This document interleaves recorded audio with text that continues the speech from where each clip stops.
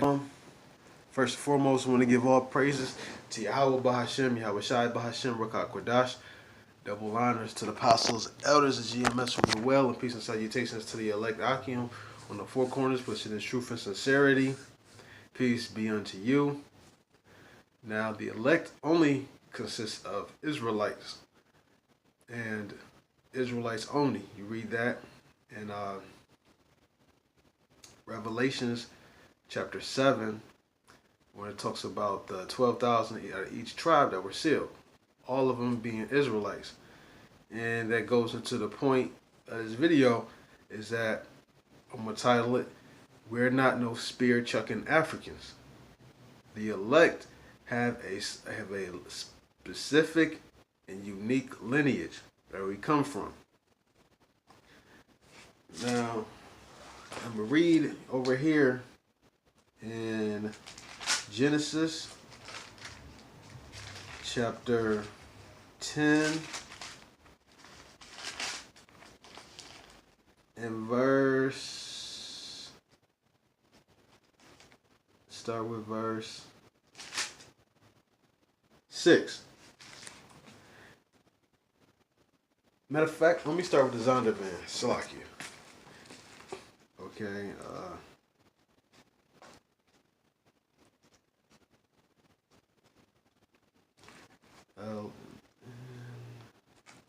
this is Zondervan Bible. This is a compact Bible dictionary, Zondervan. This is, Salakia. I looked up Negro. I meant to look up Ham.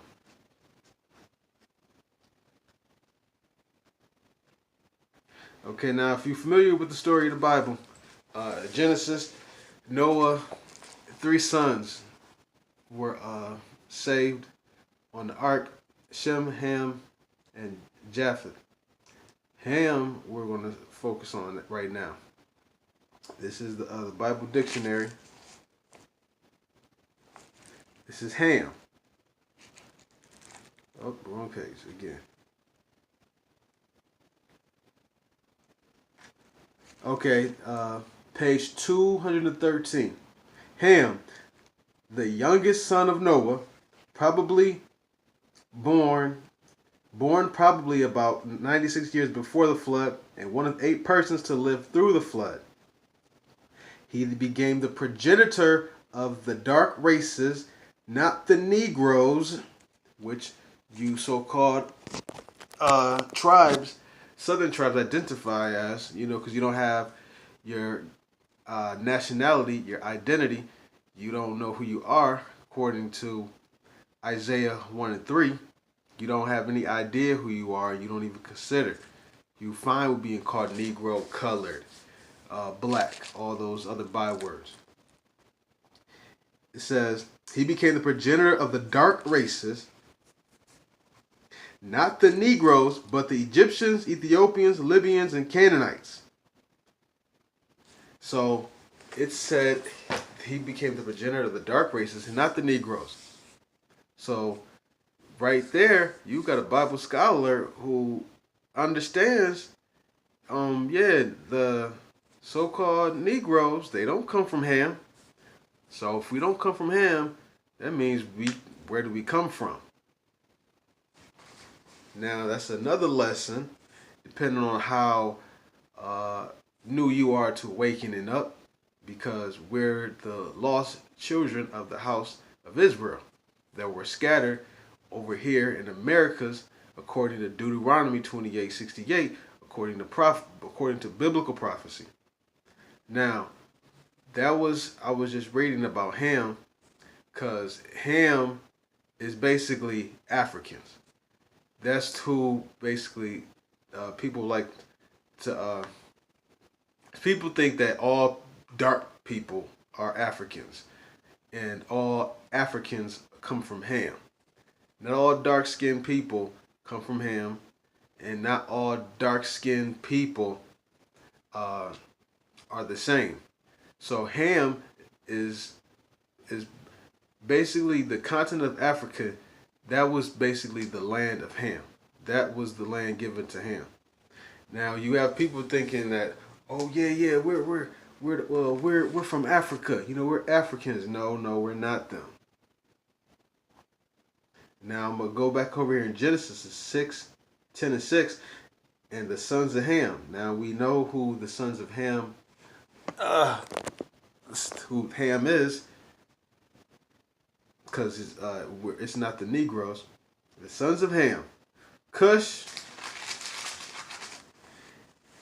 and Mizraim, which is where you get the Egyptians from. The Egyptians spring from Mizraim, and Put in Canaan. Now I'm gonna skip down because it's gonna go into the sons of Cush, and where, even though those are Africans as well, we're gonna go into Mizraim, because everybody, when they think about Africa, everybody always, want to be Egypt. Nobody wants to be any of these other Africans. Nobody wants to be the African that's hanging in the bush somewhere with a tribal white paint on his forehead, with a plate in his lip, chucking a spear at a lion and eating a lion hamburger. Nobody wants to identify as being them. They don't want to be that. They want to be the Egyptians. They want to be the prestigious, the first people to have Israel in captivity. They want to be them. That's what they want to identify as. So we're going to go straight to them. This is Genesis 10 and 13. And Mizraim begat Ludum and Anamim and Labamim and Naphthumim and Pathusim and Calsuim, out of whom came the Philistine and Kaphtor. So these are your sons of Mitzrayim. These are basically your Egyptians. Now, the scripture says in Exodus, get that, Exodus 11 and 7. Exodus 11 and 7. But against any of the children of Israel shall not a dog move his tongue against man or beast, that ye may know how that Yahweh doth put a difference between the Egyptians and Israel. So at this time of Exodus being written, Israelites were in captivity in Egypt. Both of them were dark-skinned races, or dark-skinned people at this time. So the Most High is saying, yeah, y'all live in the same land. Y'all both have dark, melanated skin. Both of y'all have hair of wool. But there's a difference. I'm putting a difference between y'all two. And that's how the Most High is always. It was a difference from the beginning. It's a difference then. It's going to be a difference. It's a difference now. It's going to be a difference in the kingdom. So, another verse. For those that Egyptians that don't want to serve us.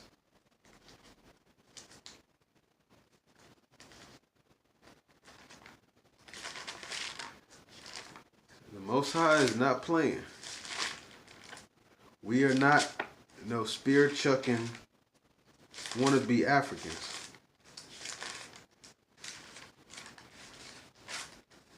Okay, this is, oh wait, I think I passed it. Yeah, here we go. This is Zechariah 14 and 17. And it shall be that whoso will not come up of all the families of the earth unto Jerusalem to worship the King, Yahweh of hosts, even upon them shall be no rain. And if the family of Egypt go not up, and come not, that have no rain, there shall be the plague wherewith Yahweh will smite the heathen, Slakia, the heathen that come not up to keep the feast of tabernacle. This shall be the punishment of Egypt, and the punishment of all nations that come not up to keep the feast of tabernacles. So Egypt is a whole nother, they're heathens. Israel's not heathens. So this is another witness of the scriptures putting a difference between Egypt and Israel. And when you see how precious you are, you don't want to be no fucking Egyptian. You look can read the Egyptian hieroglyphs and start studying that stuff, and people think, oh, Ra and Horus and Set. They don't know what the fuck they talking about when they reading that shit. They just reading that shit just to brag and to school some Christians that just have a zeal for knowledge, but not have a zeal for God, but not according to knowledge. You learn a little bit that Horus Ra stuff. You can gainsay them. You know, that's what that's pretty much for. They're not gainsaying us. They're not using that on us. Brothers that really study to show themselves approved. So they want to be able to, study just a little bit. But when you dig deep into that Egyptian shit, when you see shit like Horus and Seth fucking each other, and Horus nutting on somebody's lettuce and eating it and shit like that, and all the homosexual papacies and shit that they got throughout ancient Egypt, they're not studying that in these uh, comedic lectures and shit like that. But that's in there. That's part of their history. They gotta live with that. It's something that they embrace. It's not a historical account. They actually that's that mythological horse fucking faggot shit. You don't want to be part of that. We're more precious than that. And on that note, I'm going to give all praises to Yahweh, Bahashem, Yahushai, Bahashem, Rakak Wadash. Hopefully this has edified you brothers and sisters that was able to, hear this. If you have ear to ear, if you have ear to hear, let them hear. And I hope that it edifies any brothers and sisters, like I said. And hopefully this was a edifying lesson, and hopefully your brothers and sisters can make it into the kingdom in your right minds and wake up with that everlasting life. And on that note, I want to say shalom.